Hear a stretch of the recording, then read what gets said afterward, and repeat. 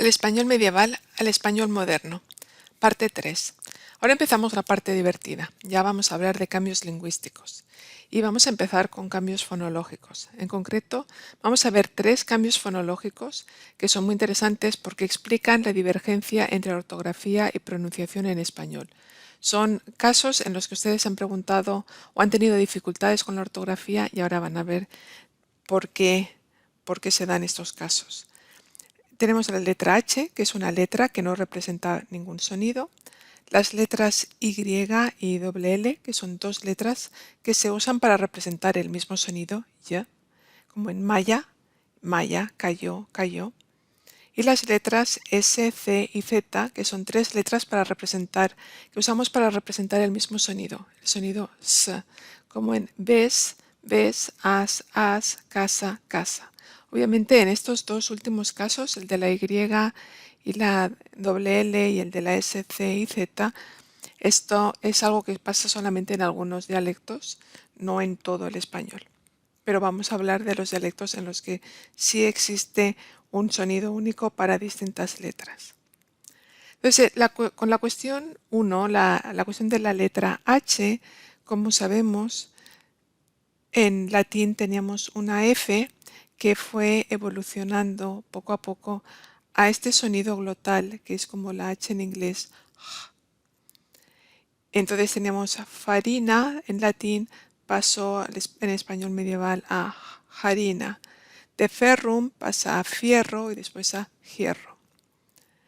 La F se mantiene en algunos casos, se mantiene delante de R, delante de UE y a veces de L. Como en frígido pasa a frío, la F no pasa a H. Fonte, fuente, porque tenemos UE, y floris a flor a causa de la L. En una segunda etapa, después del español medieval, este sonido glotal desaparece, pero deja la marca de la letra H. Y por eso tenemos tantas palabras con H en español, una letra que no tiene ningún sonido, como hacer, hijo, hondo, hundir, hoja. Este cambio, como sabemos, solo pasó en español. En otras lenguas románicas se ha mantenido la F. Por ejemplo, del latín farina, en catalán tenemos farina, en francés farine, italiano farina y solamente es en español que tenemos la H en harina. Latín folia ha pasado a fulla, fui, foglia, en catalán, francés e italiano, y solamente en español tenemos hoja con una H. En furnus ha pasado a catalán a forn, en francés four, italiano forno, y solamente es en español que tenemos la H horno. Y facere, hacer, en catalán es fe, en francés faire, en italiano fare y solo en español tiene la H.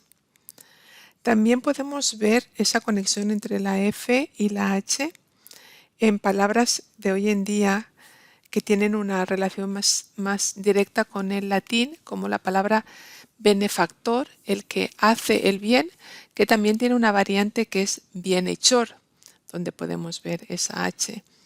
La palabra beneficencia, la cualidad de hacer el bien. Filial o afiliación está relacionado con hijo. Una filial es, por ejemplo, una sucursal, una compañía más pequeña, la compañía hija de una compañía mayor. El follaje son muchas hojas. La palabra profundo está conectada con hondo, hondo, algo así. Y también en México se usa la palabra fierro, que es un arcaísmo de la palabra hierro. Podemos ver una etapa anterior de la evolución de fierro a hierro. Y si piensan que el cambio de F a J no es que son dos sonidos que no se parecen mucho, hoy en día hay todavía gente que pronuncia palabras que son con F, las hace con J. Seguramente han oído gente que en lugar de decir fue, dicen jue. Por lo tanto, sí hay una conexión, podemos ver que sí hay una conexión entre esos dos sonidos.